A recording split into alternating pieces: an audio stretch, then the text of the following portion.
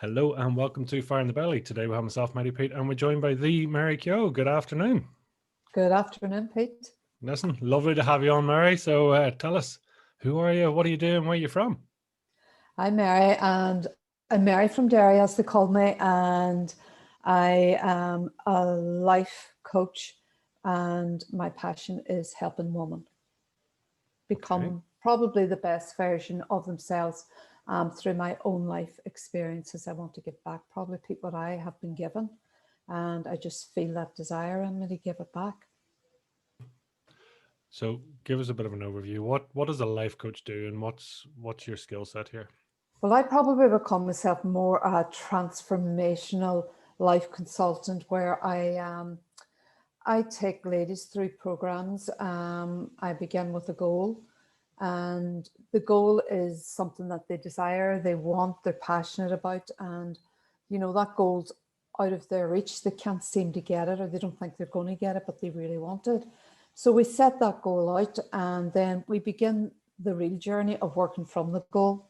So I always think the easy one is to state the goal, and then it's a bit more harder to work back from that. And by that I mean, Pete, we have to backtrack and we have to look at who we are.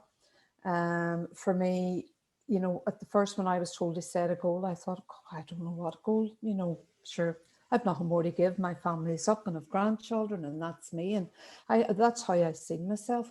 And then when I set the goal and I started working back, I really didn't like the person that I was meeting on the way back. And for me, it was a whole new journey for me, a whole new journey of finding out who Mary really was, because I really had lost Mary from, I would say, really from my late teens, maybe just before I got married. And when I got married, and I really lost my direction and who I was. And I struggled to be me. I didn't like who I was. In fact, I used to hate even looking at the mirror at myself, and because I always looked into that mirror, but I could never see nothing in that mirror. And I can't explain that feeling, but when I looked in that mirror, I didn't see Mary. I seen this person that had no face, and I struggled to identify with that person that was looking back at me in the mirror, because there was nothing there. How did you feel about yourself?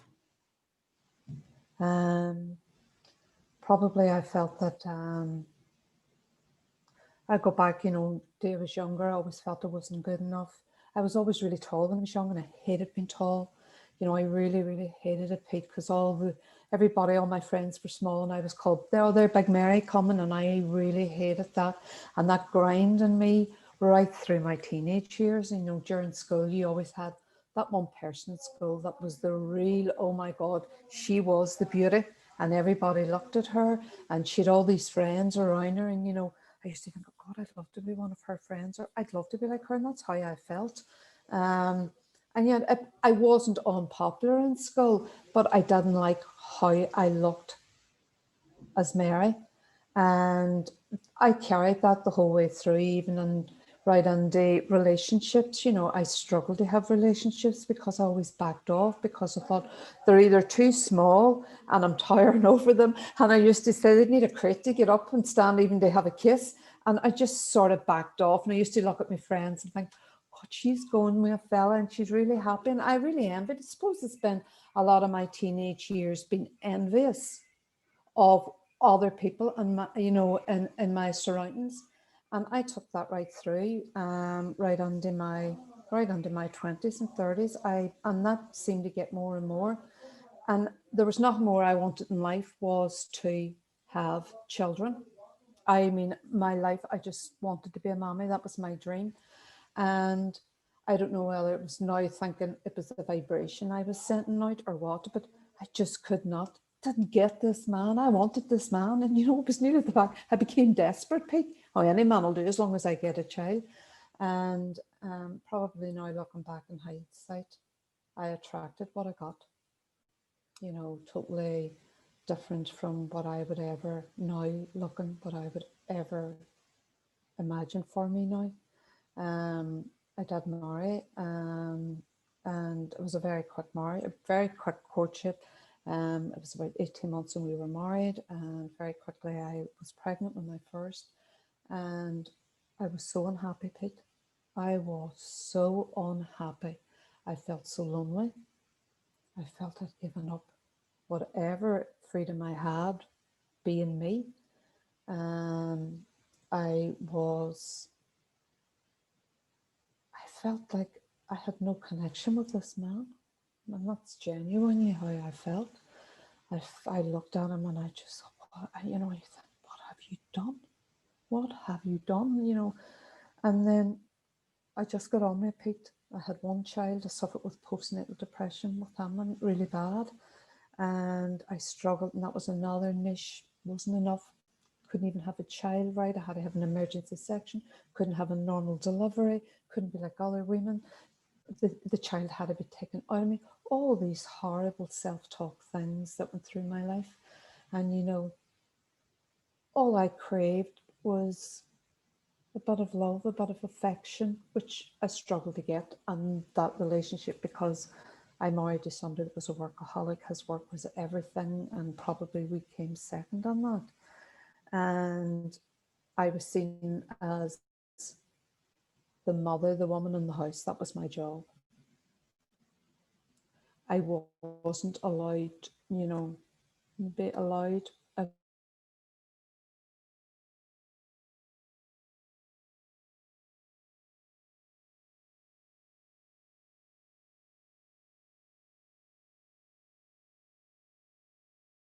So like his idea was, because of the way he was reared, that a woman's place was in the home, and, you know, you look after. So I was a carer in a nursing home, so I gave that up, and I did become a full-time mother. But I found it a very, very lonely place. Even though I loved my children, I loved them, I missed the connection, that adult connection. And, you know, the children, I had 4 quite quickly, and it was full on, and I was solely their carer. I was their constant person that was always there. You know, I never went anywhere without them. They always came and told Pete. And I just felt so lost. And I felt, you know, as they grew up, and I nurtured them as I thought the best I could. And they grew up and they became their own person. And I was left then going, what is this all about? I really became very low within myself. My 2 eldest sons both became drug addicts. One was drug addict in alcohol, the other was a drug addict. And Pete, my world fell apart, because they were my world, they were my life. You know, they were my eggs that I protected. I didn't want anybody to break them. You know, I fought their battles. I cut and mold them right up, and looking back in hindsight, not a good thing to do. And with that addiction came a lot of violence, a lot of verbal and physical violence against me. At the stage, I'd separated from my husband for 2 years, and I was left with the aftermath of 2 sons that were quite active and drug taking. And it was totally alien to what I ever had been brought up with, Pete. I never ever had that around me, didn't know nothing about it. And, you know, when you look at your sons and you don't see your sons, you see the drug that has taken over them. And when you stand and you're helpless, and you become their center, their punch bag. And I was a punch bag, Pete. And, you know, I remember them coming in the throngs of drugs and putting me up against the wall and trying to strangle me. I had marks over my body where they just thought it was okay to abuse me. And I have to be honest, that came to a point where I just felt I had failed. I'd really, really failed. You know, I had failed as a mother. I had 2 sons that were off their heads in drugs. I could not reel them in. I couldn't talk any kind of reasoning with them. There was none. And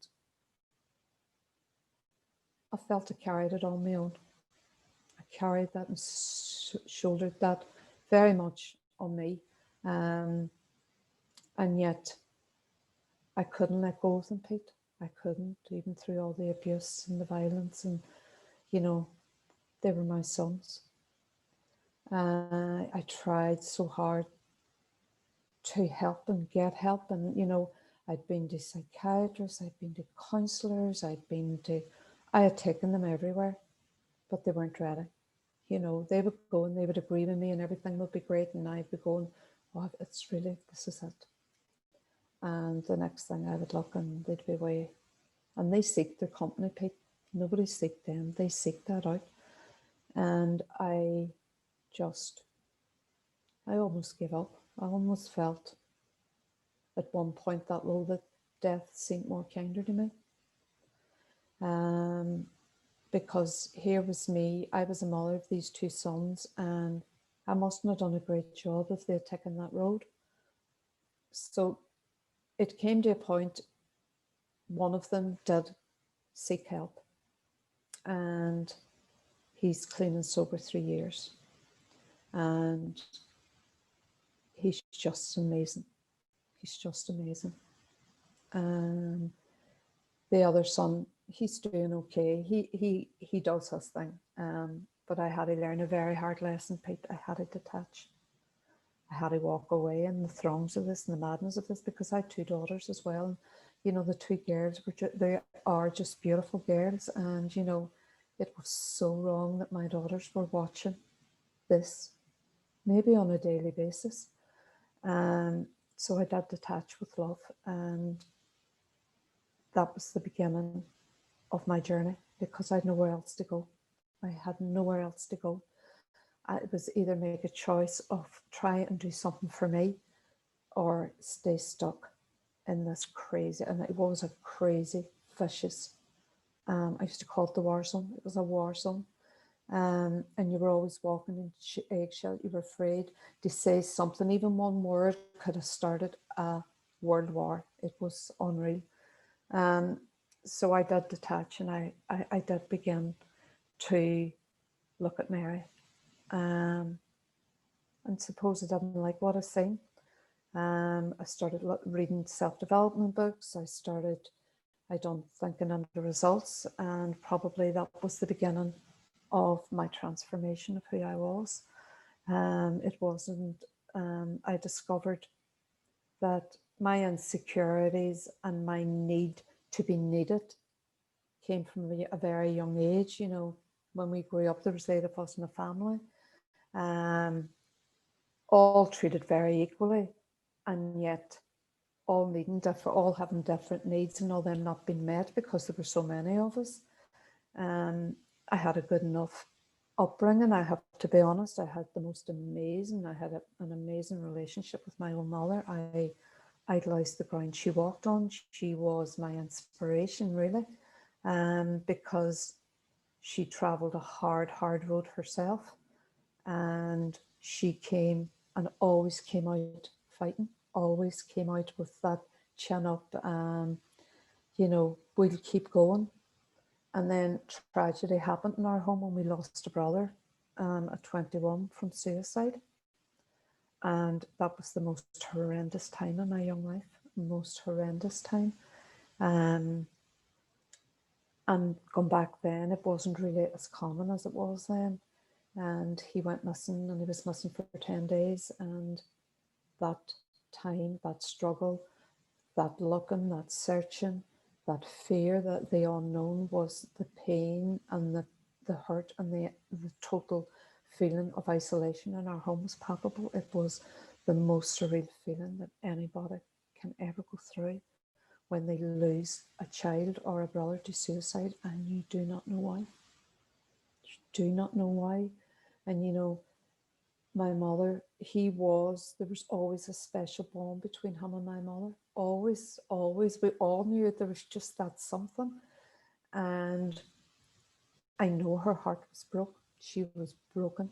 But you know what, Pete? she still soldiered on, and she still held her head high because she knew she had other children and they needed her. So she was my inspiration, because I looked at her and I realized what she had been through, and she had come through it. And I made that decision. I would come through it, and I would come out the other side, and I would be a credit to her. I would fly the flag for her. So I started my journey. As I said, I started and I done my goal setting and went through all the steps, and the hardest one for me was self-image. I struggled with that one, self-image, because, you know, I never had that.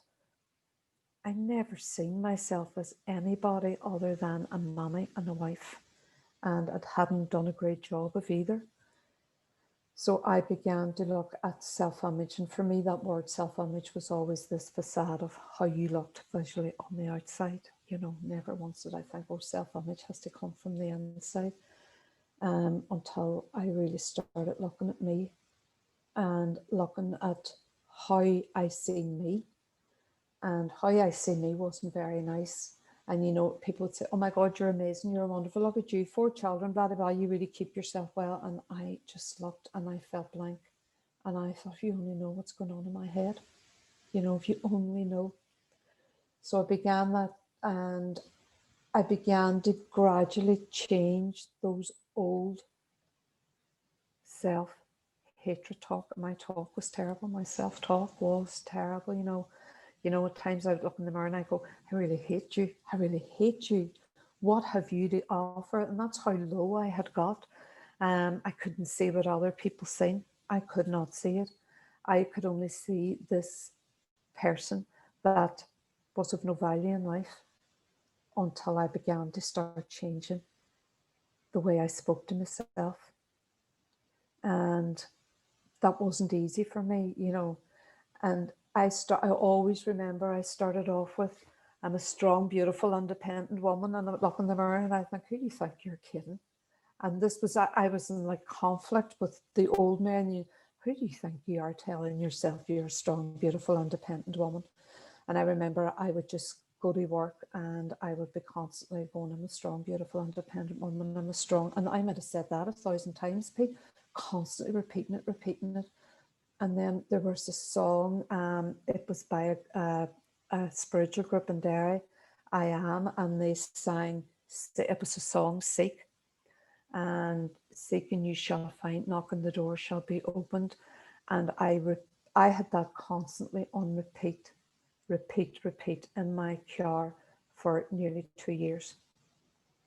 Constant. And I do believe the repetition of that and what I was saying was gradually changing all my mindset and who I was. I was no more that agitated, crabbed woman that, you know, whoever would listen to my story, I seeked people out to listen to me, per me, woe was me, would he hear my per story. That all stopped. And I remember at one time I said to myself, Mary, from this day on, your past is your past. It no longer serves you. And I let it go, Pete. I don't know what happened. I let it all go. And I felt a great sense of calmness come over me. And in that calmness, there was a great sense of warmth within me, that I had connected with something which was more powerful than me, Mary, the physical form. And I started to like my own company. I started to like sitting in my own company. I never before wanted to sit in my own company. I always needed somebody to be there or doing something. I actually found myself beginning to sit in my own company. And I can only, looking back now, I can only explain, you know, and I said this to you, I was like this person. I could see this skeleton person in a desert. And I was gradually being stripped of every part of my being. and the heat and the sun and the lack of water and the lack, all that lack of nurture in Mary, I was totally crumbling. And that's all that vision of me crumbling in that desert. And I know, because I have worked so hard at it, and it's not easy, and I'm not sitting here today and say, oh, life's not wonderful. But I make it the best I can make it. And I started then looking in the mirror. And when I began to look in that mirror, Pete, it wasn't the Mary, the physical Mary with the no face, with just, there was no connection. I now began to connect with the eyes of that woman that was looking back at me. There was a woman looking back at me with like a spark in her eyes. There was fire in her eyes. There was this, you know, Mary, I really believe in you. You are going to be something. And, you know, I started going, geez, I like that one that's looking back at me. I know, I started to smile at myself, beginning to look at this woman. And then the more I looked at that woman, the more that woman was speaking back at me. And she was saying, you know, Mary, I'm your answer. I'm your all. I'm your everything. I can carry you to your highest, or I can take you to your lowest. You've got to choose. And I chose the highest, because that feeling in me, there was a feeling of I was being lifted out of the old person, and I was being placed in this new model, this new person, this new vision. And it wasn't a physical form. It was as if all my energy and spirit had been lifted out of this old form and was placed in this new piece of clear water, where this was mine. This is what was going to nourish me. It was daunting, Pete. Like, you know, I used to think, people thought, if people could hear what was going on in my head or how I'm talking to myself, they would be going, she is off her box. But I really, and the more I got that feeling, the more I wanted it, and the more I seeked it out, and the more I looked at Mary in the mirror, and I would go, Mary, we've got this today. We have got this today. And I would have it that day, Pete, because I made that decision with Mary in the mirror, who for me became Mary, my soulmate. That connection happened. The connection of the physical Mary and the energy Mary, the spirit Mary, the higher self Mary, all connected. And in that connection, there was this lifting of, Mary, you have something to do here. You have a job. You must share what you've been given. So when people say soulmate, I have my soulmate. My soulmate's me, and all of me, and all that encapsulates. Sometimes I don't like, you know, get stages in midday or things, something happening, the old soulmate might be pushed to the side and the old Mary might pop in again. And there's this like tug with the inner and the outer. And you know what? I'm glad to say that the majority of the time, the new version of Mary always wins. And I do struggle. There's things in my life that I still struggle with. You know, I'm back with my husband. Do you know what? I still struggle there, Pete. You know, he's not well. He's quite ill. I still struggle. But in that struggle, there is a strength within me. There is a power in me that rises beyond that struggle. I may sit in it in a while and think, what is this all there is? But I know that's not all that there is. I know I'm there for a reason. I know I'm there caring for him. And, you know, I'm blessed that I can care for him. I feel that's a gift. But I do mean now. And I'm not being selfish when I say that. I do Mary, and what is good for Mary, I can step back, where before I'd have been in there and it'd been drama and a big crisis and a slightest call for anything, I stepped totally back, and I stand in my own space, and I allow him to step into his own space. I searched so long, and I felt a void for so long in my life. And in that void, I tried to fill it with so many outer environments, so many outer things, and they were only temporary fixes. They did not help me. In fact, they only created more of a crisis in who I was. Today, I don't search for that. I don't search for that approval. I was always looking. If I wiped the TV and it was shining, I was looking for something. Oh, did you wipe the TV, Mary? It's looking really well. Or if I clean, I was always seeking approval. I always wanted to be needed. Need. I'll do this now. I no longer do that, Pete. And that freedom of that detachment from that crazy, needy woman that I was to this more strong, self-assured, silent woman that I've become. And in that silence, there is a flow within my life. There is no longer the mad torrents of a river that's crashing and rumbling and doubling, and I'm striving to get out of it. I always used to think I'm in a cesspool and it's going around and around and around. I can't get out of it and I'm drowning. I'm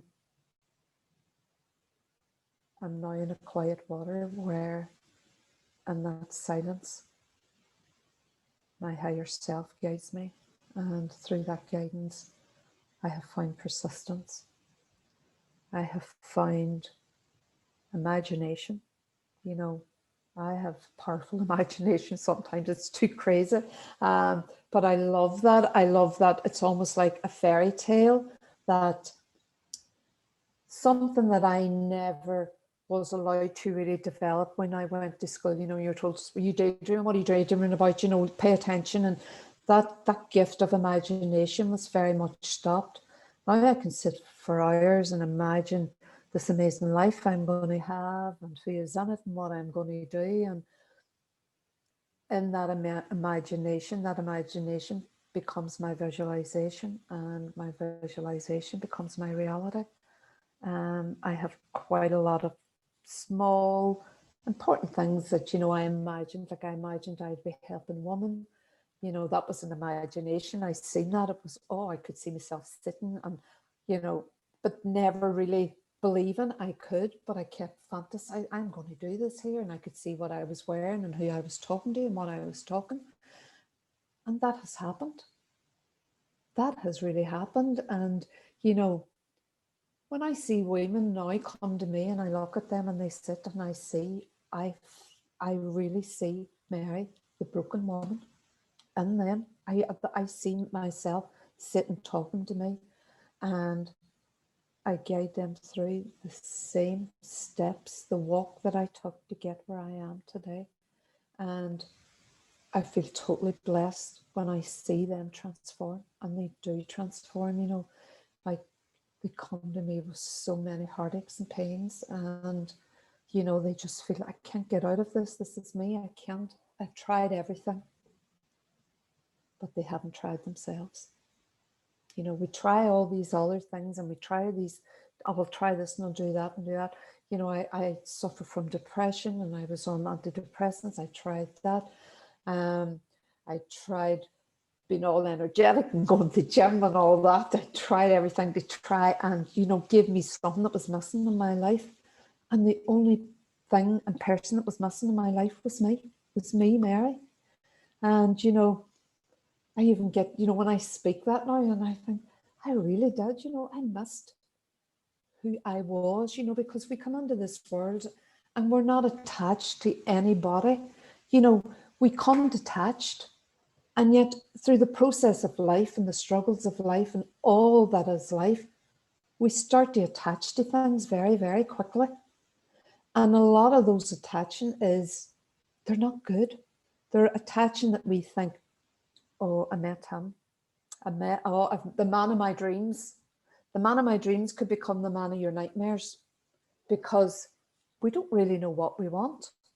So all we know, oh, I need to be married because my friends are married and everybody's married. Now I'm going to be on the shelf. That's how I felt. Oh my God, I'm going to be on the shelf. All my friends are married and they've all wings. And, you know, I don't want to be on the shelf because that was the thing they would have said years ago. And, you know, we take on board other people's history. I took on history that I should never. Did I know about it before that? No. Did I know about it after? 100%. And it wasn't nice history. It wasn't nice history. And I feel, you know, and not everybody does that, Pete. There's people go through life and they meet their partner of their dreams and, you know, they have that connection and there's a one-to-one. And, you know, I love to see that, maybe a bit envious at times, but I think there's a connection because you can genuinely feel it from both of them. I know for a lot of women that come to me, you know, they just marry for the sake of being married because they want this life, and they go on with this notion it's going to be fairy tales and fluffy clouds, and it can be a thunderstorm from 2 or 3 days later, and they lose themselves very, very quickly. They lose themselves to addiction. They lose themselves to physical, emotional, mental abuse. They lose themselves to a control freak. They lose themselves to being told they're not good enough. You're ugly. Who would want you? Who would want you? You should be grateful you have me. And their whole value of who they are is rock bottom. You know, they're in that cesspool. They can't get out. And, you know, all they want is somebody to say, but you can get out. And you are your answer. And you know, it's all free. All that I'm giving you is free, you know, you're not going to pay for it. It's all natural medicine that you have within you, that you're creating.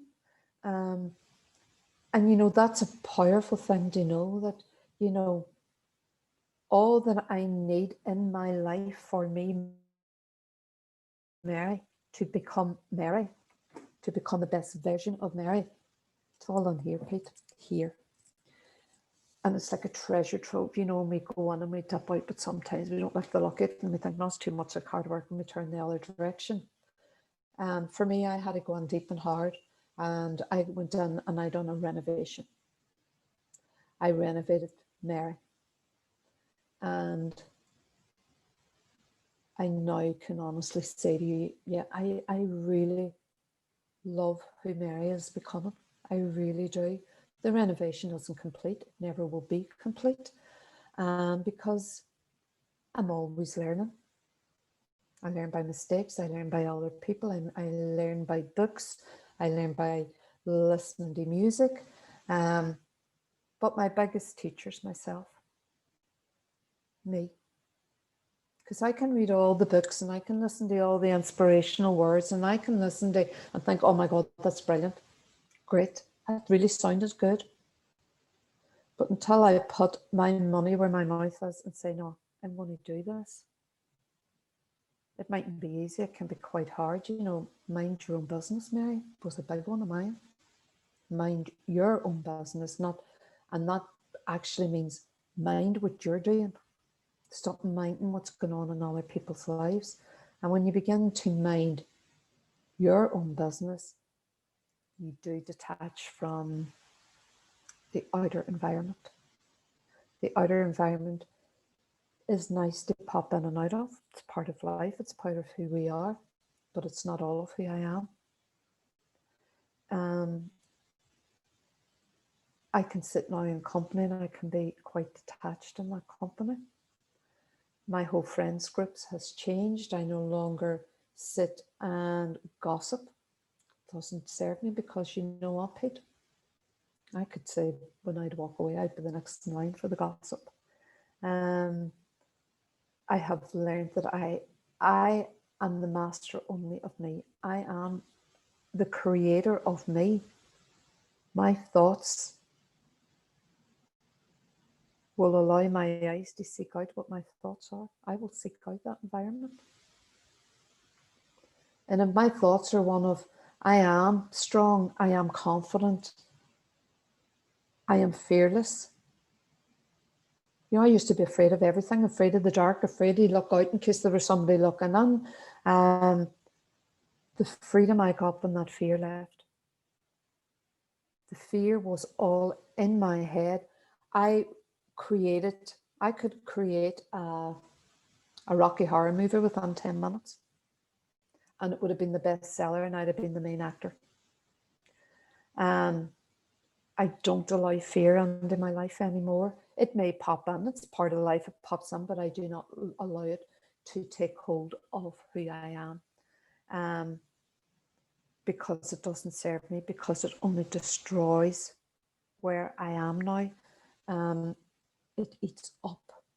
It eats up your thoughts, your pure thoughts, your good thoughts, your happy thoughts. It eats it up and it seeks out that fear. It seeks out that fear, that film that you have created in your head, that drama, that will seek that out. And then in the middle of that drama, you'll think, oh my God, I can't do this anymore. But you've seeked it out, you've got it. You asked for it, this is yours. You know, why are you panicking now? This is what you do. But I didn't know that at the time, Pete. I thought that was just part of life. Like there was things happened in my life during my marriage that were quite terrifying.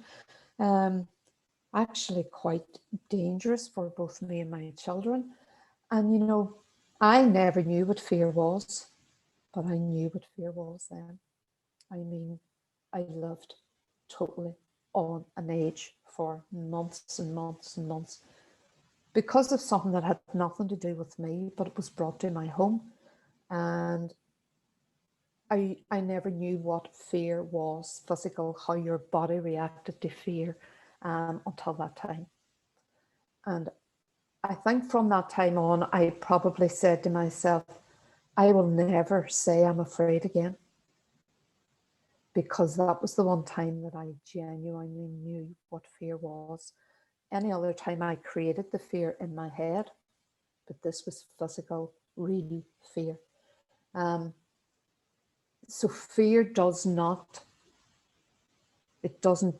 leave me in a corner. I don't allow it anymore. Sometimes I just plow on and just hope for the best. And, you know, I've nothing to lose anymore, Pete. Maybe that's where I am, you know, that old me where I you know, was so needy and I wanted somebody just to be with me. And I just was so insecure in all that was about me. Do you know, it's like lifting your skin out of that old and lifting it and settling it into a centerpiece of the new me and knowing that this is growing and growing and it's going to be beautiful. And that feeling of, oh my God, I actually feel my heart. And not my heart that's pumping blood around yet, but this heart that's my center, that's the main working area of who I am. My thoughts are they're my roadmap. My thoughts are my roadmap because they will take me to my signposts, and I can choose today what signposts I want to stop at. Those signposts at times might be turned in different directions that I don't want, but it's what I do on that road and what I take with me and what I put into me that is going to create that straight narrow path, that narrow road for me. I am probably at a place in my life where, you know, probably I feel there's something about to happen. I don't know, I get the sense there's something more to come. And that leaves me sort of a bit jittery and a bit, oh, but I know that's there, Pete. But there is a part in my soul here saying, no, you're not ready yet. There's a bit more work to do. And be that detaching from people, places, or things. Yeah, I think that may be it. To stand really confident and strong in my box, because my boxes were all scattered around me. I wasn't happy. I wasn't good enough. I wasn't a good wife. I wasn't a good mommy. Look at the shape of you. You're ugly. Who would want you? I had all these boxes that I jumped in and out of in my life. Whatever suited that thought at that time, that's where Mary stood. Today I've one box, and that box is my rock that I stand on. That is my box that will say to me, Mary, you can do this. You know you can do it. You've come this far. You know what tools you need to push you to a higher level. And that's where I feel I'm at today. I'm at a level where, you know, I've sat here for a while and I'm a bit jittery now on that wee box. That box is getting a bit unsteady. And there's another box with a wee bit further on down the line for me. And I'm just taking steps towards that now. They're slow, but there's a reason why they're slow, Pete, because I'm still working on Mary. I'm still a work in progress. You know, it was like one of the calls you done, you and Pat done one Wednesday, and it was about the novice, you know, being the novice. I love that. I love that. That just really resonated with me, you know, because we are always learning. You know, I might do something today and think, God, I never knew that there was that. Where before, you know, I would have been like, Pete, if somebody says, oh, Mommy, no, my girl said, Mommy, no, it should be like out there. And I would have been highly offended that they would even corrected me, because I'm Mommy and I should know. And I can say to you know, oh, you're right. I know now. I can say, oh, you're right. I know now. I can see where before I'd have been saying, how dare they tell me that I'm wrong? And wee silly things, but those wee silly things add up and they get bigger and bigger and bigger. And that's what was created my attitude. You know, my attitude, don't get me wrong, didn't stink, but it wasn't one of, I love life, you know, I'm quite confident in who I am.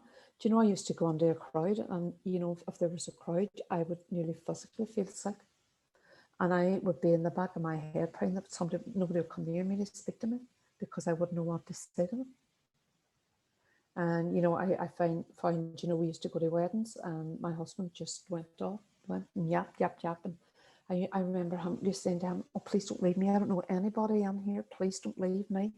And I would have had myself so worked up about 2 weeks before that wedding that I sat and I could feel the sweat just coming out of me with nerves and just wanting, I just want to go home. I just want to go home. I'm not comfortable here. Now I could talk to the dog in the street, you know, because I've found my voice. And it's not a cheek, it's a voice that it's lovely to be able to talk. And it's lovely to be able to have a conversation and hold a conversation.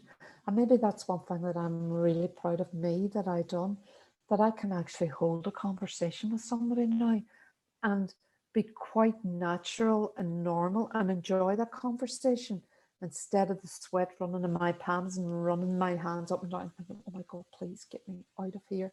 And I love talking, I really do. I love chatting, and at the same time, I love the silence. You know, I love that detaching where I can come back and be on my own. And, you know, some days if people come into my house, I'd have motivational speeches on up full blast, or like music up full blast. And then you come on other days and there might be meditation, be really quiet and time. I love the variation. I was like a Debbie Downer, Pete. I used to always have all these sad songs. Do you ever get these sad songs? Debbie Downer, I called myself, you know, and the sadder the song, the bigger the heartache for me, the bigger the pain. And the more I just did not like life. And I would seek out these songs, these heartbreaking songs. I seek them out. And I would have played, repeating. My children would say, Mommy, you've played that about 100 times. And I didn't care 100 or not. It was just making my heartache bigger. And that's just what it was doing. Today I play more lively music, more happy music. I don't seek out the heartache music anymore because it doesn't serve me, Pete. I'm my first love. I am my first love. I am my love. And all that I am is love. So I hope that that radiates through me. I hope that that comes through my very veins, you know, that, you know, I really don't seek. It's lovely to have the love of somebody else and have that connection. But I've moved on. It doesn't entertain me. Maybe it's been past hurts. But I don't allow myself on that place anymore, because I love who I am today, and I'm not seeking the love of anybody else. Of course, it would be nice to have that. It will happen at some stage in my life. I hope I find this real love that they all talk about. Maybe I won't. Maybe I am my love. Maybe I am that connection, that soulmate. And I'm happy to sit with that at the moment. I'm very, very happy. My dreams that women, men, I don't care who they are, experience this way of life, because it is a true gift. I got a second chance at my life. I really believe that. I got this lifeline thrown at me. Now, I could have went one way or the other, and I went this way. Do I love life? I absolutely love life. Does life happen to me? No, I happen to life. I create my life. I also believe that my universe, I am universe as well. You know, I am part of that energy that is universe. So I am universe. I have an inner universe. And that universe is developing, and it's growing, and it's patiently mixing all those little defects that Mary has and pushing them out. I will present, I am universe. So I'm connected to each and every human on this earth. I really believe we are connected by that energy. I'm no better than anybody else. We are all equal. I love that. There's no one above me. There's no one below me. We all chain together. Some break the chain, but I do believe they come and they connect again with that chain. I do believe that. We always look at the world as a bad place. I did, like bad world. Bad world. Oh my God, it's such a beautiful world. It's not the world. It's me. It's what we perceive that world to be. You know, that world has such a vast amount of gifts for us, vast amount of deep reservoirs of little inlets that are there to help us, to nurture us, to guide us. And genuinely, people and I was one of them. I never thought that there were so much of this that was so free for us to have. I didn't know how to do it. I didn't know how to get it. But when I was shown, it was like I had been given the university degree in life all at once, because all those inlays all started to come and flow into one river. And you know, that one river was me. And when I opened the broken Mary, and you know, it's like, I really believe I carried the broken child Mary, because I was a broken child. I carried that broken child into my adulthood, and I was the adult broken child. So my thoughts were still childlike. You know, per me, not good enough, I deserve, why can't I? He's doing this to me. Everything and everybody was to blame for how Mary was. I had to heal that broken child. And that was freedom. That was, you know, encapsulating that broken, physically seeing me lifting that broken child, Mary, in her wee white dress, and lifting her in my hands and putting her into my center, into my heart. And knowing that she was the beginning of Mary, but was lost in the craziness of life, and the limiting beliefs of our parents or our peers, and all that history that we didn't ask for as children. that was gifted to us. We were gifted that. So I went through a lot of my life very sad, very unhappy, because, I was that child, so I carried that right through. So I still craved that. I didn't know how to fix that, but I did fix it. And I embraced that small child, and I hugged her, and I told her I would love her back to life. And I placed her in my heart. And that whole visualization of seeing me do that was a great healing for me. And I do believe Mary, the child, now dances with Mary, the adult woman, and we connect. And I believe that Mary, that child, that pure, that whole, that baby that came into this world with no defects, no nothing, came in just full of awe. That's my soulmate. That's where my connection, my energy is. That's where I connect, because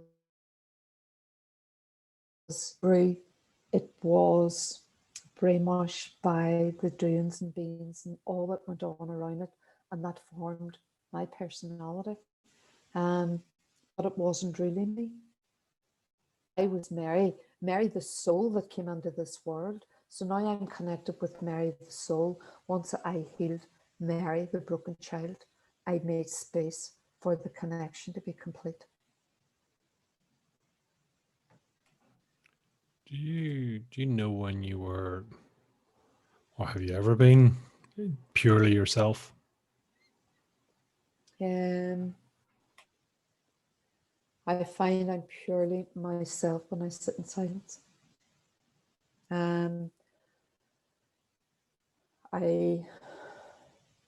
For me, it's a state of pure grace. I sit in the presence of an energy that enwraps me, that enfolds its energy right around me, that connection that, Mary, I am here. I will always carry you. That energy has carried me. And, when I look back, Pete, now, and real struggles in my life, and I had quite a lot of struggles. I look back now at that, and there was an energy carrying me, because I would not be here today. There was this energy carrying me. Maybe I had to go through all those experiences to get where I am, but I do believe there was an energy carrying me, so that I now connect with all that is Mary. But all that is Mary is not complete. All that is Mary is still unfolding on a daily basis. And that completion for me will not be complete until the day I close my eyes for good. And that is when I will become fully connected with all that is Mary. Do you believe you are where you are supposed to be today? Yeah, 100%. I would be a bit impatient. I would like to be away down the road and, see that goal there. I want that now, but, I had to learn patience. And most days I'm happy. I'm happy to sit and allow it to unfold, because I've learned that if I push something, I am not going where I'm meant to go. I'm taking the reins. I must trust. There is an energy within me that say, Mary, sit back, wait. And I have to sit back and wait, Pete, because if I take on Mary the bull, it'll just go left, right, and all around, be like a bag of dolly mixtures. It'll just explode everywhere. And then I go, why did I do that? Why didn't I wait? So I've learned a big lesson of patience. And, perception is another thing that would be very much what we may look at the same thing, Pete. You may see it differently from me, and I may see it differently. The old Mary would argue you black. No, but that is definitely that's what I see. You're definitely not seeing that. Now I choose to agree and disagree gracefully and walk away and allow people, they see what they see and I see what I see. And that's okay. That was a big learning lesson for me. We're always, I was always looking but never finding, because my thoughts weren't looking for the things that was really for Mary. My thoughts were seeking out all the insecurities that was Mary, all the I'm not good enough Mary, all that environment Mary, seek that out. And Mary was comfortable sitting in the uncomfortable because it was all I knew.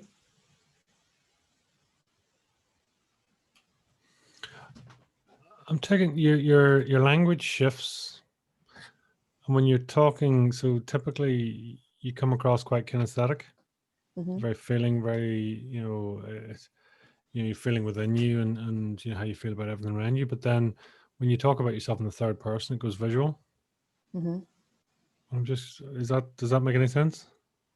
Yeah, there's sometimes I can sit and I can see myself out there, if you understand, but I'm not out there. I can see things happening, but I'm still sitting in the present. I'm still sitting here, but I can visualize myself and I can talk to you.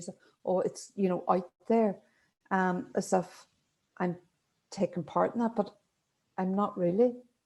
But have I done before? I get confused at times about, times I'm so silent with who I am. And then there's other times I can get these feelings or these, it's sensations with them. And I'm thinking, are you really out there? Or, where are you? I struggle at times to align the outer with the inner. Have you been here before, do you think? You're not the first one asked me that. I do sense that I have been given a gift, Pete. There's a deepness to my soul. I do believe that I am here to bring woman to a higher level. I'm here to let women know that they have a powerful place in this world. They are the creators. They are the creators.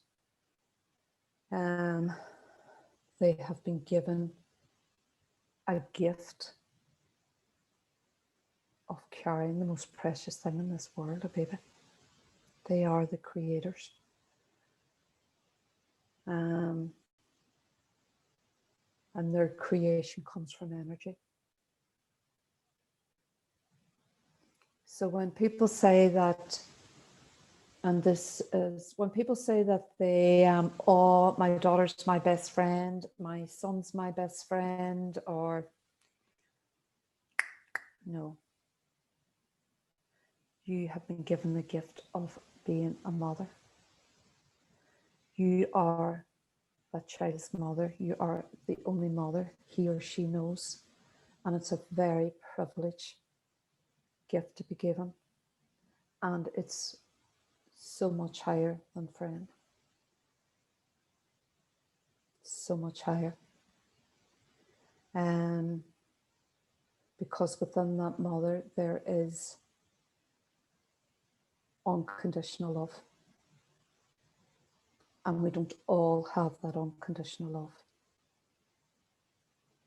It's only for those who create that carry that unconditional love. Because they have been given this gift of procreating this energy. So we are all energy, Pete. We come in a physical form. And the main creator of this energy has bestowed woman the most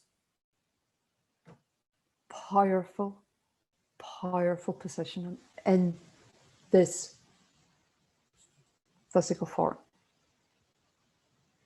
And a lot of women find that hard. There's a lot of women come to me and say, but she's my best friend and I don't want to hurt her. And, you know, he doesn't want to go to school and, you know, I'm his friend. No, they look at me. No, sorry, you're not his friend. You're his mummy.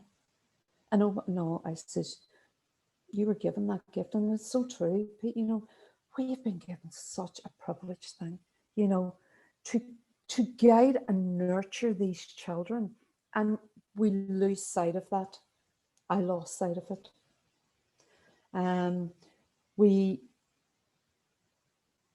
We struggle to give our children these outward things.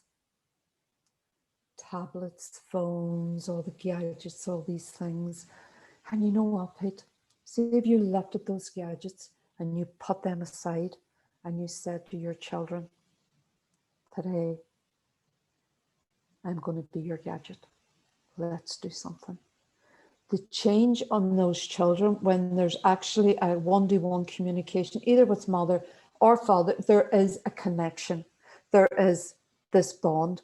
The bond is broken when your child sits constantly in front of a laptop or on a thing or whatever, because there's no interaction. There's no emotions, there's no feelings. Their emotions and feelings are dictated by whatever game they're playing. We have to stop that. We are destroying creation. And creation is unconditional love. And it's not found in a laptop, or it's not found in a game, or it's not found in a phone. The connection between us needs to become stronger, definitely. Needs to become where we can communicate, where we can understand, where we can interact. It's been lost. And for me, mommies need to know that they are mommies. They are mommies, and that's one of the most privileged names they could hold.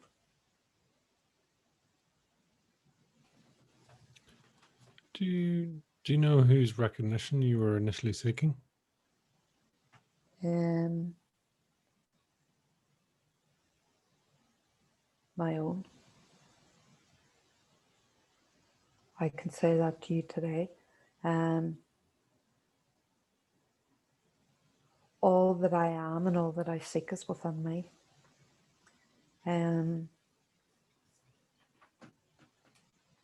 But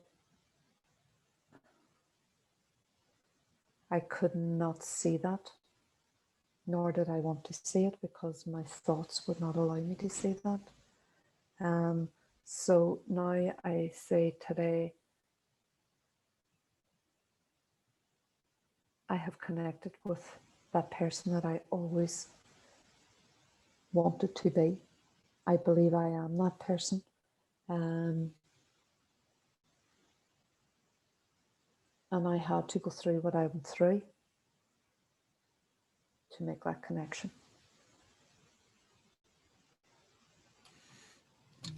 Do you see the entire journey as being part of the step? I mean, do you see yourself as having got lost or off path, or was it a case that you had to go through that to be where you are?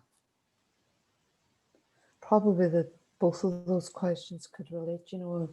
Yeah, I was off, I was crazy. The path that I took wasn't what I really had envisioned for me when I was growing up. You know, it wasn't, but it was the path that I chose. Because of that path that I chose, and because of the dirt tracks that came along there, and some of them were like minefields, it has given me an insight into how I've healed me, how I have changed me, and now I'm going to change women, because I believe I had to go through all those different processes, all those different pains in my life, and there was quite a lot. And you know, people come to me and they go, "Oh, I don't know if I can tell you." And I go, "I don't think anything you tell me will shock me." And just right away, you know, there's a connection. When people come, they're lost. There's a lost connection. It's not, and you know, we blame other people, places, and things for how we are, but we've lost the connection with who we are. And that can be and a lot of us don't find that. A lot of us don't know how to find it. It's like seeking you shall find, knock on the door shall be opened. You know, such powerful words. And we hear them so many times and they're over our head. But you know, if you knock long enough, somebody will open that door. And if you seek long enough, you will find. And that's where I was. I feel that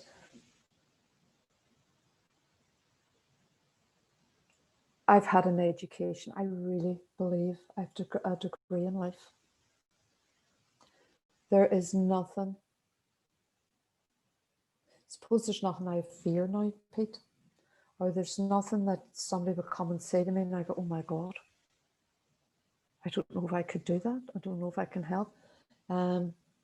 Because when I speak to people, at times I feel it's not even me speaking.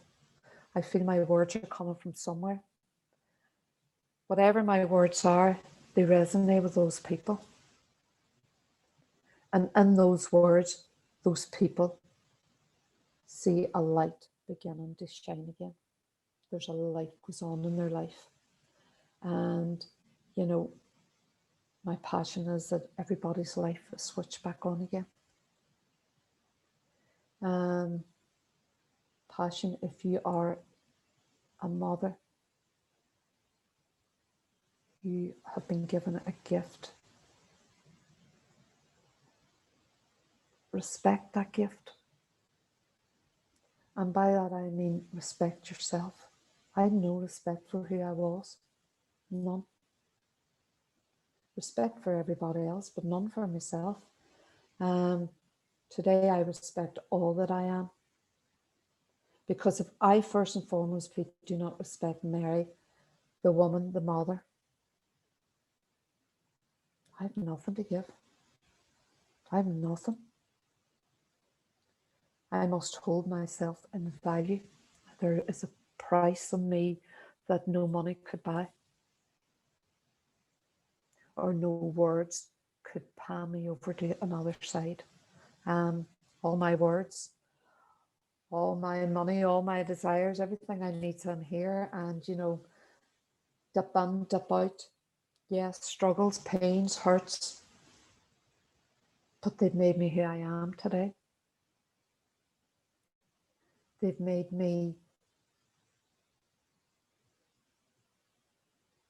an instrument, a signpost for those women that have lost their way.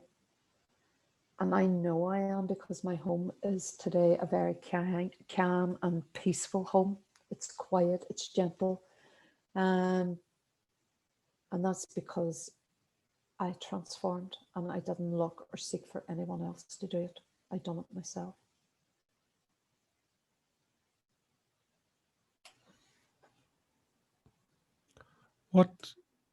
How has this been received by the people around you?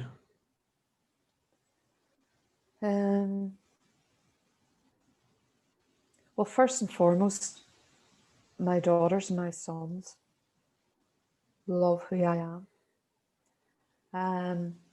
They no longer see a needy, unhappy, soul-searching, miserable human looking for attention, looking for love, looking for affection, looking for needy, me. I'm just Mary now. I speak so gently now.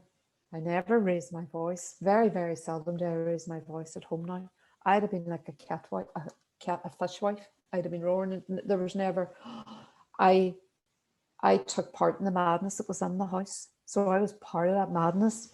And it's a true saying, once you step out and step back from that madness and you start to calm you and you start to embrace all that's you, I never go back into that madness. And I honestly can say to you, Pete, the minute I transformed, my home changed. My daughters will say to me, Mommy, I love who you've become. Now my daughters say that, I love who you've become. What I couldn't have asked for more beautiful words. You know, really love. My daughters do this now. My daughters do the mindset, and, you know, they struggle. I have a daughter and she's chronic pain and fibromyalgia, and she's so resilient, Pete. She's so resilient. She's so strong. She's so passionate. She's great drive in her. And, you know, she's not so much at school and university, and yet she got her degree. She's got her job. And I look at her and I go, you're my way. You were my way. Emma's my way, you know, because I now see, Pete, that my daughters are becoming strong, beautiful, independent women, you know. And if I say something, go, but Mommy, you shouldn't really be saying that, because they pull me up very quickly, you know, Mommy, you shouldn't, you know. And I think they're really learning from me. And to me, I couldn't ask for more, Pete. Just to see them shine and be confident in who they are.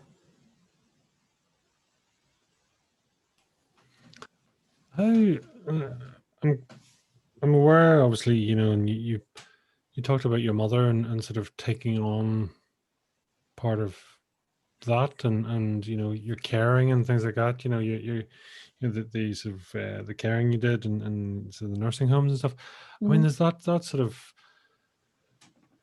is that a desire to help, or is that trying to ground yourself or find place, or what was that, you know? I always felt there was something in me that always wanted to give back. And both my parents are dead now, but I nursed both of them in my home. And, you know, what privilege, you know, what more could I give back to them, you know, for what they had done for me? My mother did have a tough life. She had a hard life, but she was such a kind and beautiful soul. She went out of her way to help anybody or do anything for anybody. And I think I got that from her. But there was so much more to her. There was so much more to her that she could give, but she didn't know how. And that's why I encapsulate her in my life, in my drive, and my dream, because now I am doing it for both of us, because I know she would have been such an amazing, amazing woman if she hadn't been given the tools. Do you see a missed opportunity there, or what's your view? Yeah, I do. But then, you know, Pete, missed opportunity. I always believe things come to us at the right time. You know, I believe things happen in our lives to teach us something. We either stay in that, or we say, that's not, I can't do this, not for me, it's not where I want to be, and we move. You know, free choice. We have that choice. Some of us probably are in situations where that free choice is very hard to activate because of situations, and I'm totally aware of that. But you know, I've seen women come to me and you know, in situations, and they're really controlled, and you know, they've made that choice no more, and their lives just transform when they've made that decision to put themselves first. And it's not always easy. It's not always easy when there's children involved, and you know, things just don't run to plan. But you know, you have to keep for the thing most prominent in your head is that I deserve better. There's more to me than this. And probably that's what kept me driving. There's more to me than this. Is it mad that, that sort of higher place as such, I mean, the transition that's gone on, I suppose I find it's spectacular. I mean, it's amazing for that to happen. I mean, do you recognize yourself? I mean, is this what you were sort of aiming for? I mean, I know, probably when I done a C-type goal, it was to work with women and give back what I'd been given. And I thought, God, I'll never get doing that. That'll never be me. And it actually happened. I feel that I know that I'm being guided by the woman in the mirror. And know that she takes my hand and she holds it tight. And she'll yank me through situations and things that I may not want to do or go. And I may struggle, and there may be a fight between me and her, and the old and the new, the good and the bad. It's like the opposites, the higher self is much a more privileged place, is much a more privileged being, is a much more enlightened being than Mary the physical form. Because Mary the physical form likes to play the dance of the outer environment at times, and Mary the higher self is there now and pulling her on to check very quickly. And for me, I see that, Pete, I see that, I'm not doing this just on my own. As this form that is Mary, I'm very much aware that there is the inner soul, the space between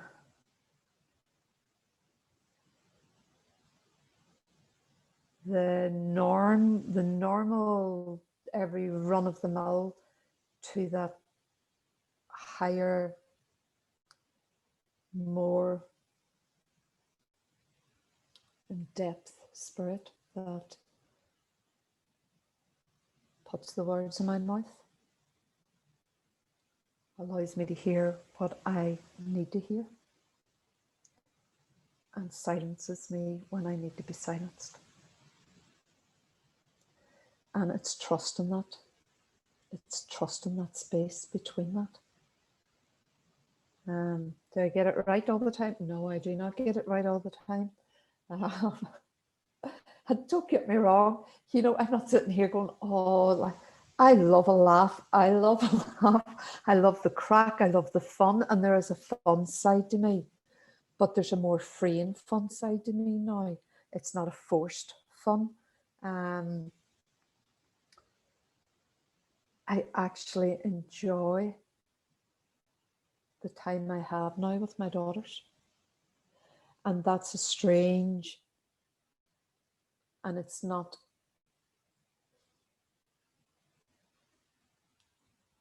it's a very in-depth connection.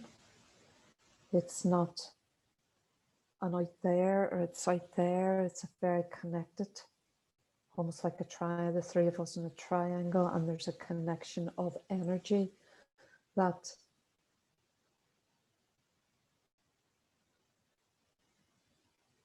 they live through me almost, because I am their beacon.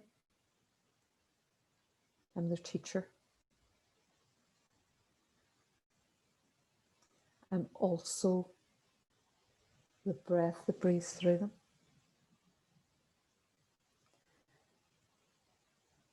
And when you know that you have that connection in your life, that there is something more powerful than my physical form,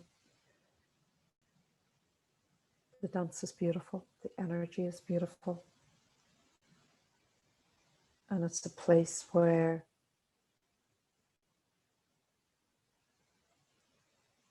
I don't invite too many people into, because they're not ready.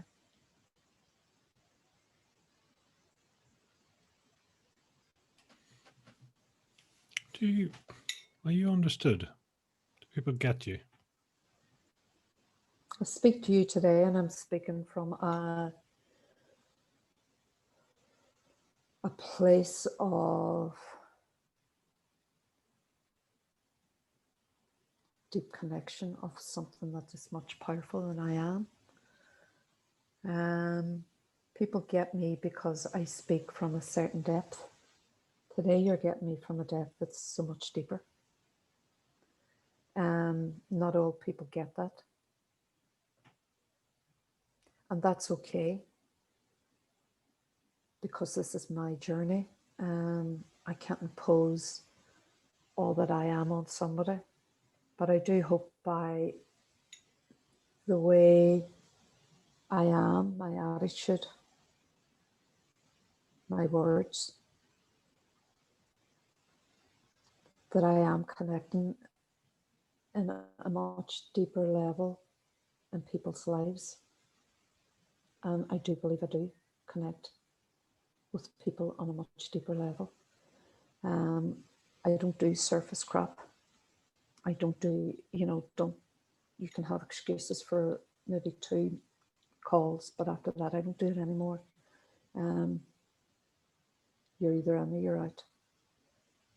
You're not half in or you're not half out. Because the reason I say that, Pete, it's not because I'm sick, because I'm cocky. I love my life half in and half out. And I was never connected. So today I choose to live my life totally in. And when you make that choice, I attract. I don't go looking, or I don't go seeking. I know I attract. And that's something that is beyond my reasoning, beyond my understanding, but I know there is something that allows me the privilege to do that. And I believe it to be my higher self, my higher purpose. Everybody has a higher purpose, a higher self. We're always eating the crumbs of the table. We never see ourselves any higher. We never seek to go any higher. And when I say eat a la carte menu, I mean that when I say eat a la carte menu, I mean you eat all those natural,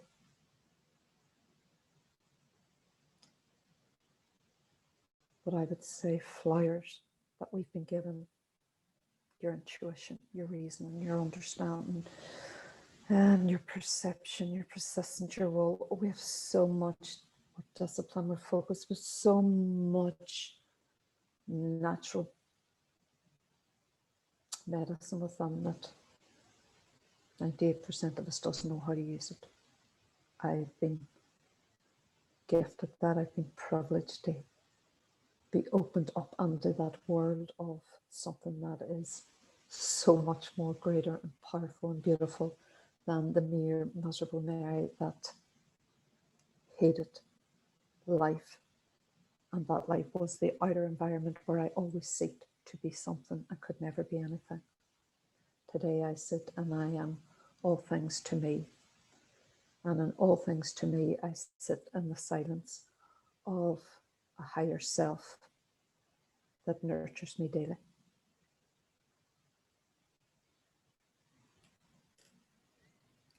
What now do you see as the turning points in your life?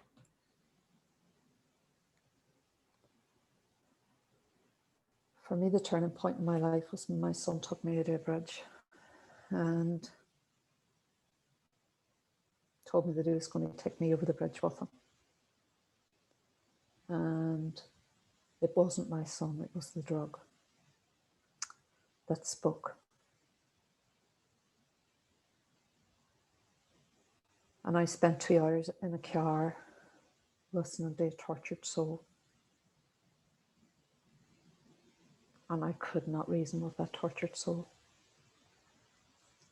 And it was a tortured soul.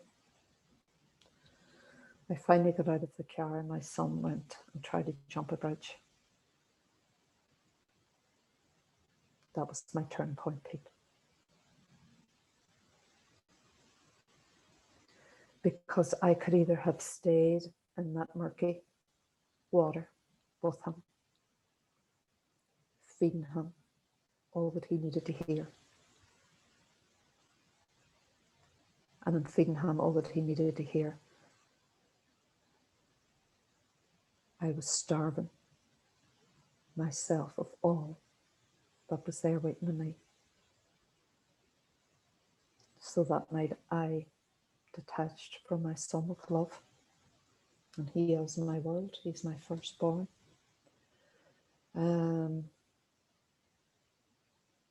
Was I heartbroken? Yeah.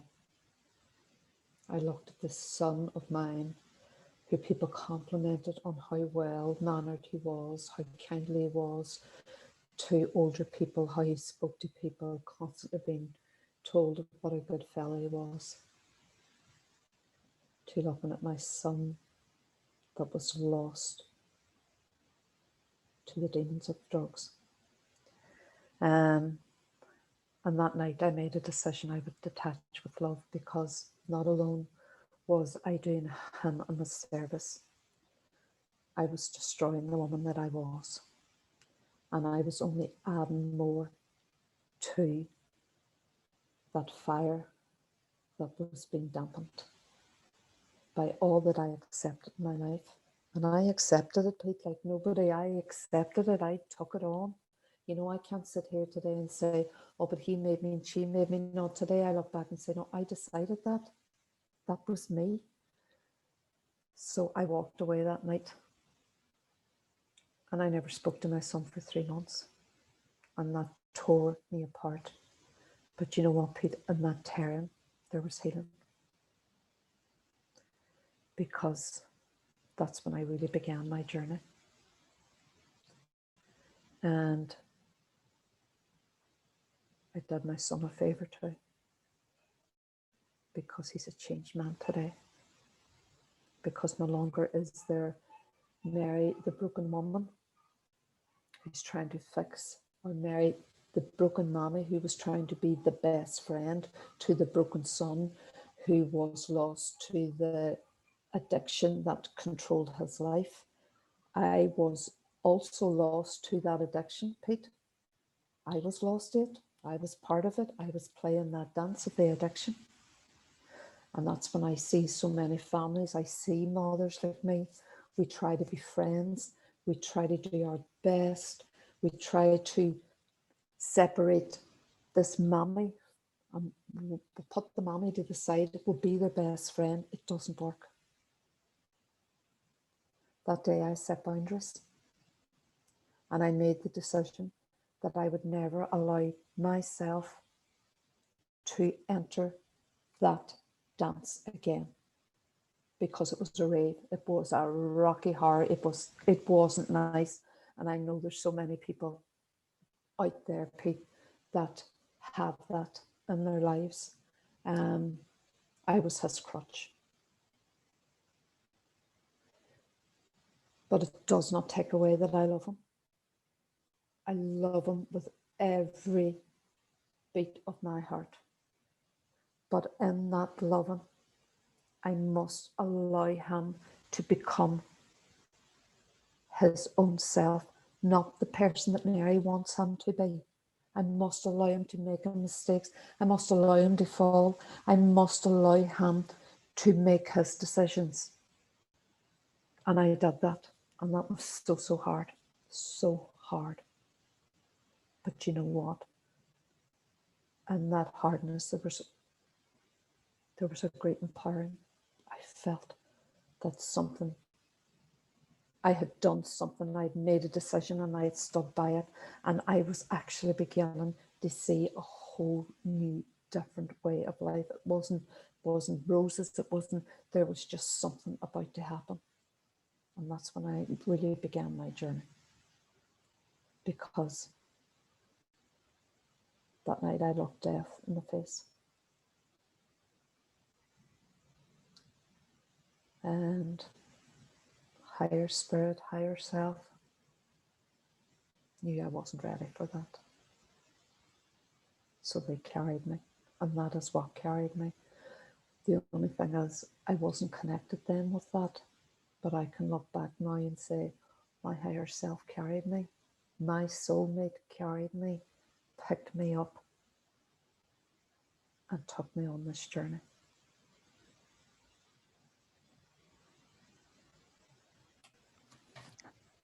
Do you have any clarity as to why, the drugs came into play, or the cause? Never, it was so far removed from how I had brought them up. But then, all mommies were so naive. We've the best boys, best daughters. They wouldn't do that. Pete, the day I found out, I mean, my world fell apart. These were these boys that I took them to football, I took them to music, I took them to scouts. They had all the latest gadgets, they had all the latest clothes. They never wanted for anything. And yet, here was I, sitting, asking, why me? And, Pete, we can say all but it was this boy and that boy, and it was their company. They seek that company. They seek that company. Because they wanted to be what everybody else was being. I mean, do you follow the statement, your void is your value?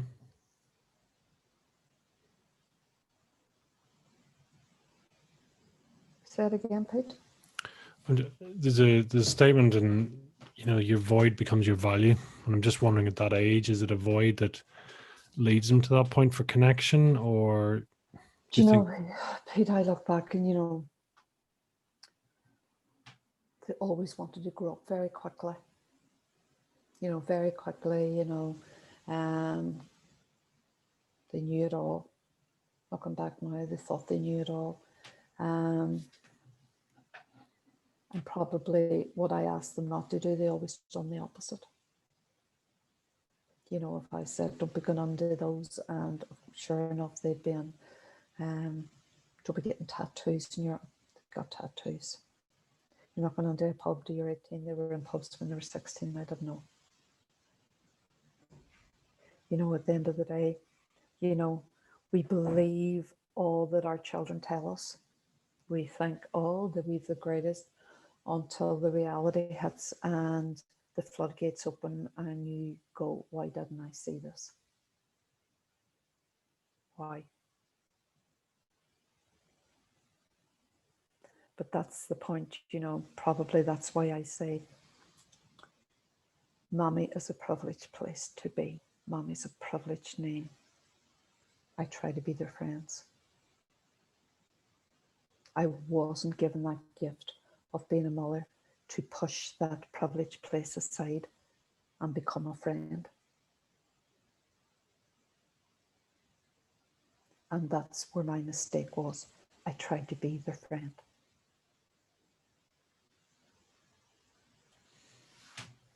Do you, or did you hold yourself responsible? Yeah, I did, because I felt that I had let them down. I had done something wrong. Why did I allow situations that happened throughout my married life? Why didn't I go? Just so many things, Pete, that came to light. And, I did punish myself for such a long time because I was had no guts, no backbone. That's what I kept telling me. You had no backbone. You couldn't even get up, couldn't go, couldn't put them first. And that's I think where I feel I let them down. I had no backbone.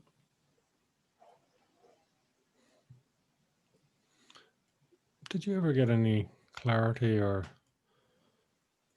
understanding with your brother's suicide?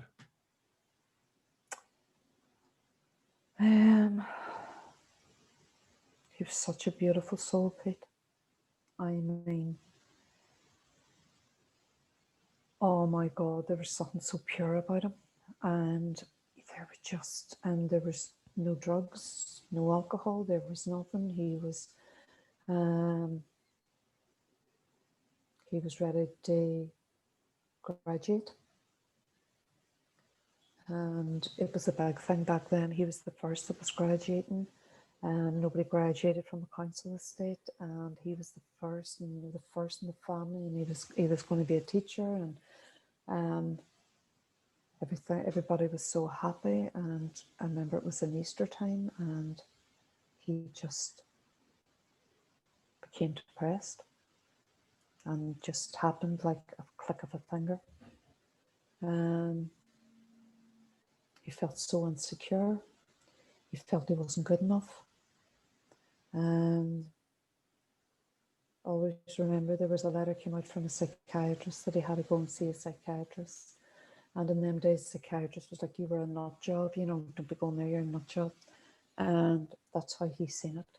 That letter came in the morning, and my brother went missing, took an overdose and went missing, and was missing for 10 days. And that was another thing that I was so afraid of with my sons.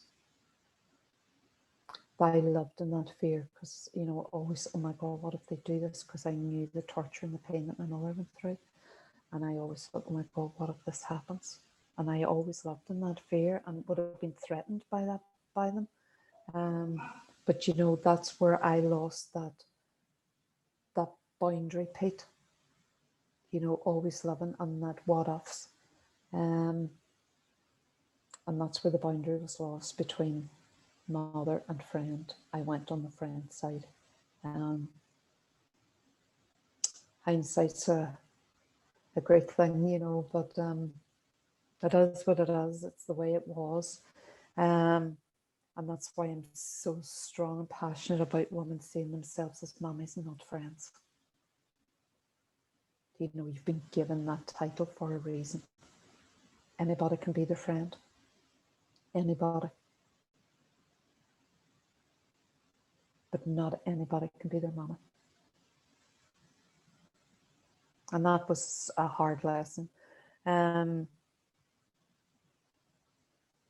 me, I felt I did my best, but my best wasn't good enough.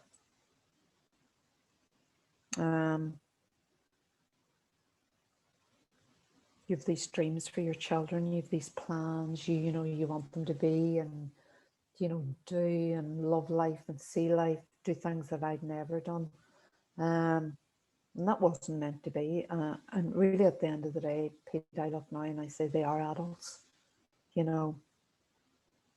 They've made their choices.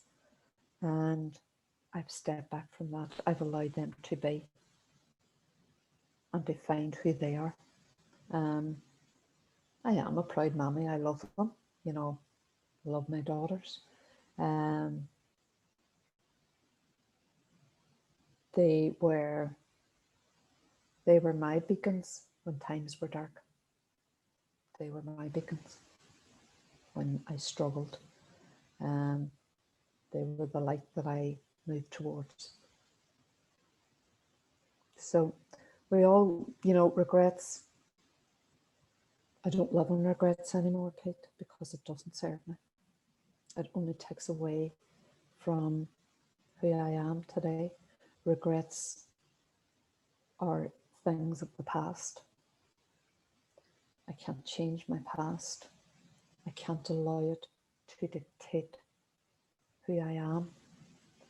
And I can't allow it to dictate where I'm going.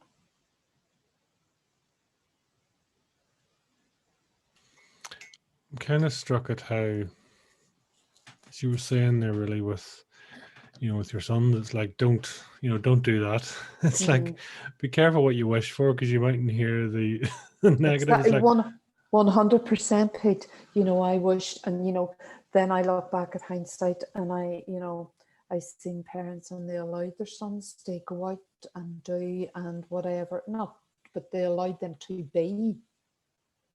I didn't. I didn't. I controlled them in a subtle way, not in a direct way, but in a really subtle way. I controlled them and I tried to mold them and do something that I wanted them to be, you know, and my demands, and everything I went, came to pass, everything. So I put it out there, so they went seeking it. I spoke it out. You know, don't be doing this, and if you do this, and don't be doing that. I wasn't allowing them to experiment with life. I wasn't allowing them to experience life. It was life in Mary's terms. But The other thing, I mean, you talked about reconciling your marriage. I see myself more as a carer. I've moved so much, Pete. I'm here, and there's just not that connection.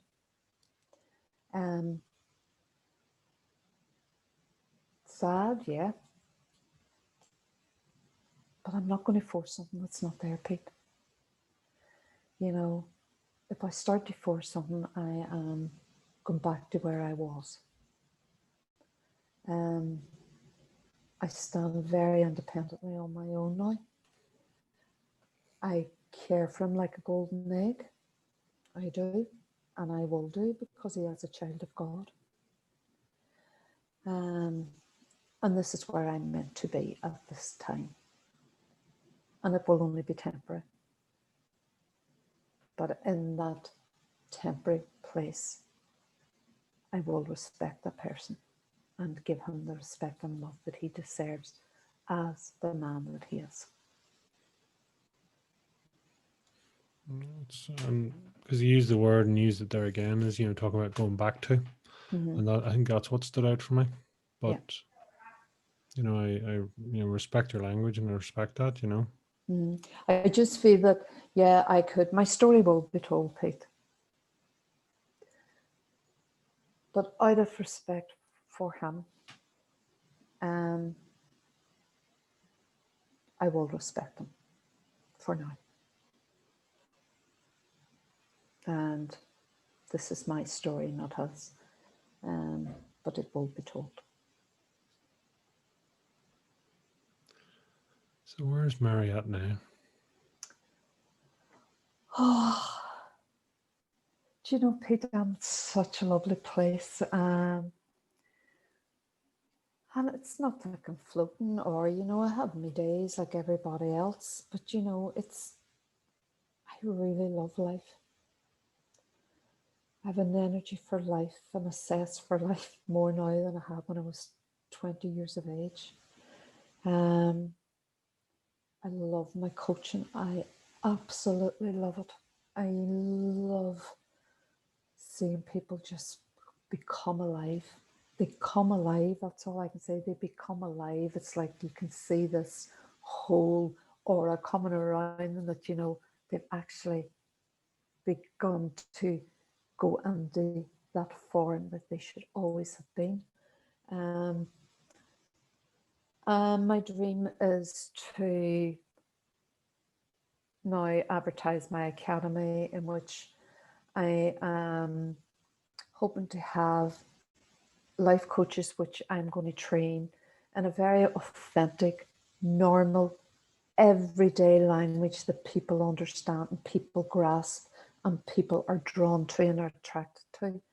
And those people that will be in that team, or that core of life coaches that I have, will have experienced things in life, like abortion, like suicide, like the death of a child, like low self-image, like domestic violence, whatever. I have such a variety of women that come to me.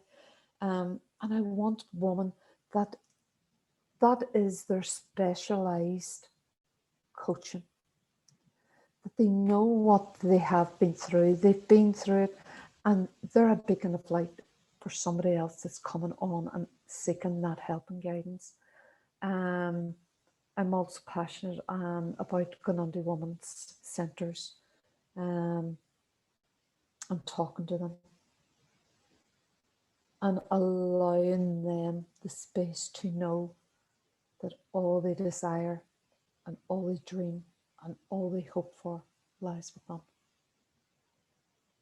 And you know, that sounds so blasé and sounds so nice and putting in a box. It's not that nice when you start to dig in there and you start getting that shovel and you're shoveling out all that crap that's deep rooted in you and you're struggling to let go and you're really pushing on and it's not letting go. It's not as if, you know, oh, your life's going to, no, it's not. Is it worth it? 100% worth it, Pete. Oh my God. Life is a journey. And there's so many wee roads off that path. And a lot of them wee paths, they're not very nice paths. But those paths have to be experienced to enrich who we are, to take us further on that journey. You know, don't get me wrong, I could be great today and someone could slap me up the teeth tomorrow. It's what I do with that. Do I sit in it? Do I allow it to regurgitate in my head? Or do I, Mary, take control of Mary and my thoughts and make that choice? Either I sit in it or I move. Today I move. And you know what? Every single one of us, there's not one of us that hasn't got these tools, hasn't got this desire, this passion. It may be dampened or burnt out at the minute, but you know, you can reignite it very quickly. And it's getting it out there, Pete, and getting people to know that, you know, they're not on their own, that what I'm giving them is so free, so literally free. But the price to pay is discipline, focus, persistence, attitude, responsibility. They're all their stepping stones to building that new person. And that's for each and every one of us. And we can all take the quick fixes. It ain't going to work. I've been there, I've tried them. They're not going to work until we start to renovate the inside. We see that picture. And that renovation can be the most beautifulest visualization that you have ever created in your mind. And when you see that visualization starting to come to fruition in your life, then that's when you know that you've turned your life right around and you're on a journey. And that journey is forever, Pete. That journey just doesn't stop. It's something you work at every single day of your life. You know, we're so used to sitting in the crappy negative. And yet, you know, all I want people to know, why spend, you know, you spend so much energy there, you know, just take that wee leap over here. Just try it. Just try it. And see the minute they get that taste of that, they want more. Even though it may be hard and even though they may have to deal with some crap in their lives, it's all worth it. Every step's worth it. What's your superpower?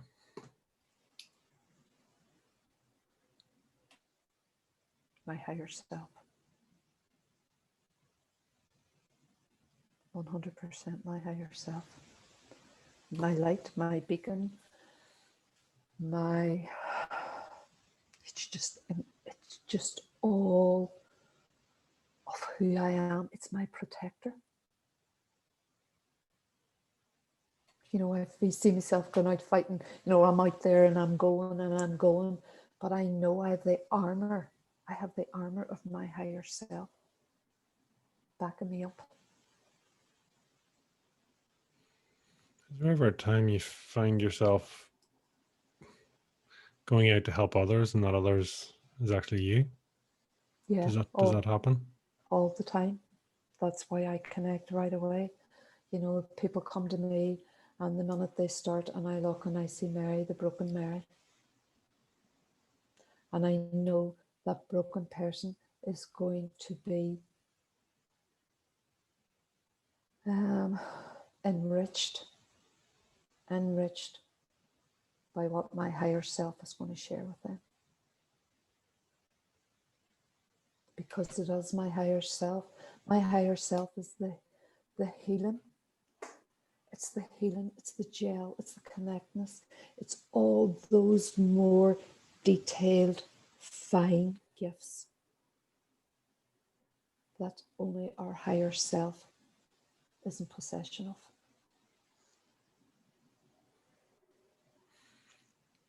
What are some of the things you're really proud of? I am proud to be a mama. I really am. And I can say that with a smile now and be really grateful. I'm also very proud to be a granny. I have two beautiful grandsons and the third now, and they are, oh my God, they are the light. I'm so proud of me. Because I receive all that amazing superpower. Then, oh my God, when I feel myself even getting, I allowed myself to be vulnerable. And that, you know, when people say, oh God, they're vulnerable, vulnerable is actually a beautiful place to be. Because it's a place where you know that you are laying yourself bare, but in that bareness, you're allowing a healing to take place. And that healing for me was my connection with the woman in the mirror. And that was my gift to the woman in the mirror.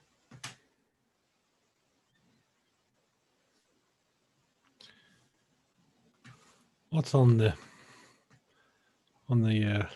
sort of bucket list, love list? What's out there for Mary? Do you know, Pete, do you ever know there's something there? You know, there's something there. I really know there's something there. But for now, Mary has a wee bit more to do here before she gets there. And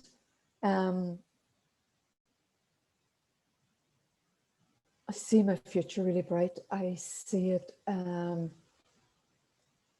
I actually see this color white, you know, this white. I have this thing about white and cream. And to me, that's pure, that's whole. I still believe there's a lot more for Mary. And there's a lot more of Mary to come out. And my teacher is my higher self. And, you know, sometimes the pupil doesn't want to listen. So it's getting that attention span narrowed down to listen to that higher self and say, right, Mary, we've a bit more to do now. And I do believe there's more for me to do. It's great. It's a beautiful place to be, to know you're in a great place, but also know that you're capable of more. I mean, that realization alone, for me, as you say, you know, you're not the full picture, but that's okay too. No. And it's like, you know, Pete, you do the Wednesday morning calls with Pat. I get so much out of those Wednesday morning calls. I mean, you know, they're so raw, they're so honest, and they're so relatable, and they're so authentic. And, you know, a Wednesday morning now is my Wednesday morning. You know, I may be doing things, but the AirPods are on and I'm listening because I always come away with something. Always. And, you know, the one about the novice has really, really resonated with me. You know, it's such a powerful statement and it is so true. We will always be novices until we close our eyes. And that's the realization when we will then step into that form that is waiting to complete us. We will never be complete.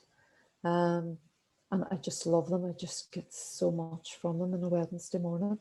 They'd be talking to me and I'd be, what? And I'm not engrossed in it, and it's like people like yourself and, and it's people like in the groups that we're at, it's just people that, you're in the right place. You're in the right environment.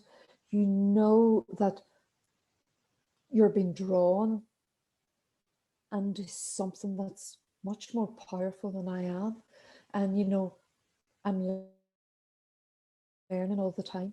I'm learning from the groups, I'm learning from you, I'm learning from your Wednesday morning talks. And it's normal, everyday people, that teaches us so much. And sometimes we've our blinkers on. And, today I'm grateful my blinkers have been lifted. And my ears have been opened. I mightn't always like what I hear because it might resonate, it might hit a raw nerve, and I might go, why did I listen to that there? Because it will activate something in me. But I've listened to it for a reason, and I've picked up that for a reason. So there's things in my life and people have come into my life, and people will come on your path, and it's your choice whether to accept them to enrich your path or not. And this past while back, I feel I've been enriching my path. And for that, I'm so grateful, so grateful. Isn't it amazing when even because you mentioned it earlier about, silence, but silence can be listening too, it's 100%. And silence, that is when you will hear what you need to hear and what you must do. And sometimes that's why we don't like sitting in silence, because that's where the answers lie. That's your masterpiece. Yeah, it is, Pete. I think it's probably an obvious question, but do you like yourself? Do you love yourself? I really do, Pete. I really do. And that's been big-headed, or it's not been, I look in the mirror now and I go, Mary, you're doing really well. I really give myself a smile, and I really love, and I really genuinely mean this, I really love the woman that I'm becoming. I love the gifts that I've been given. I feel so privileged. Why wouldn't I love who I am, and, I love life. I'm happening to life now. I'm not letting life or the outside environment happen to me. I'm actually participating in life now. And that's a lovely place to be too, Pete, where you're not seeking, you're actually given. Isn't it so powerful? But even you can give just through silence, you can give through presence, you can give, it's that ripple effect, right? Just being there, and you never know. It does. And you don't think that, and you don't realize, but your presence, there is something that comes off you that you're not even aware of that really draws people to you. Like, I have never sought looking for a client. I've never looked for clients or never advertised, which I will probably do now in the new year. All my clients have come through social media. And because I was just being me and being honest and being raw and being authentic. And,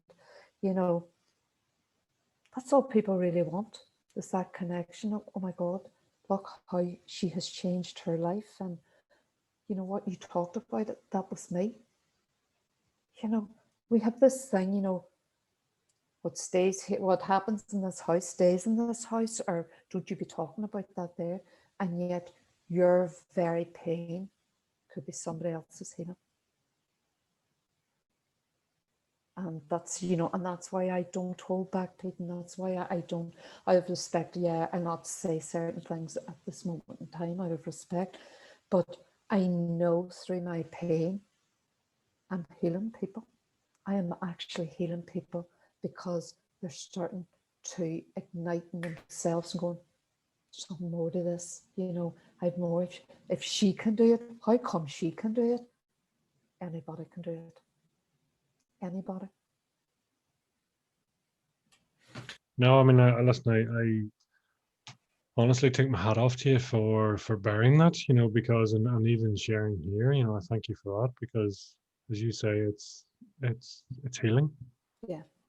It's healing for you, for others, for normalizing it for someone, for helping somebody to recognize. You never know, right? And this is Pete, you never know.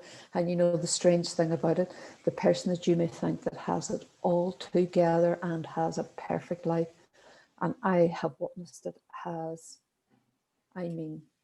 on their knees with pain. And when they come and they seek help and they seek guidance and you see them change, nothing, no money, no nothing could take that privileged place away from me. Nothing. No, and yeah, we all have a part to play, whatever that is, and It's so true, Pete. And we're so conditioned by, don't be saying that there, don't you let anybody know your business, don't be talking about that there. It's all this, everything's hush hush in life. People are so struggling, so sad, so unhappy, so we don't talk about it. So we substitute that with alcohol, drugs, drink, sex, computer games, you name it, all those other things, because we can't talk about it. So we suppress it and we suppress it and we suppress it, and we suppress it by addictions, by sex, by whatever means that fills you on that short term in your environment to take you out of that pain. But that pain ain't going nowhere. Pete, it ain't going nowhere until you stand and say, I'm ready to face my demons. Because we all have them. There's nobody perfect out there. We all have history. We all have a story to tell. It's amazing. In some ways, it's phenomenal, the power of what we can carry. Yeah. And then when you see that, it's also unsurprising that we do eventually have to let it go. Yeah, you can't, you said something, it's like you can't die with the music still in you. You can't give away what you haven't got. As much as I wanted to give away, I was making things so much worse because I hadn't got it. I thought I hadn't got it. Today I have got it, and I guard it with my life. But in that garden, I believe that I must tell my story, because my story is going to be the turning point in somebody else's life. It comes across as you're doing it, though, from a point of a full cup, as opposed to giving from a place of lesser. No, and you know what, Pete? That was because the only person could fix me was me. The only person that thought my thoughts was me. The only person that spoke my words was me. And, I can butter it up any way I want or pretend. At the end of the day, when I put my head on my pillow, I'm left with my thoughts. I'm left with my rawness. I'm left with my sadness and my pain. There's nobody going to take it away. There's nobody going to give me a magic wand and say, here, Mary, there you are. You're fixed, away you go. If life was so simple. It is simple. Life is simple, Pete. We make it very complicated, and we make it so hard by the choices and the decisions that we make in our lives, that we think we have it all, we know it all. We know nothing, because we are not connected with who we are. Yeah, we may connect with other people and other things, but they aren't. That's not me. That is not who I am. And until I actually dwell on and connect, it's like putting a plug into a socket and switching that light. There's a connection. I have to connect. I have to switch that light on. Only me can switch it. Nobody else can switch it. There's no medication. There's no alcohol. There's no drugs. There's no of these things that we get for quick fixes is going to ignite my light. Only me. It's so true. Unless you can get your high from yourself, if you have to artificially get it, then it doesn't work. No, it's a shortfall. Marion, 1 or 2 words. What's your fire in the belly? My fire in my belly and my why in my life is to ignite the fire in other women's bellies, to light their beacon so they can then in turn carry their beacon onto other women.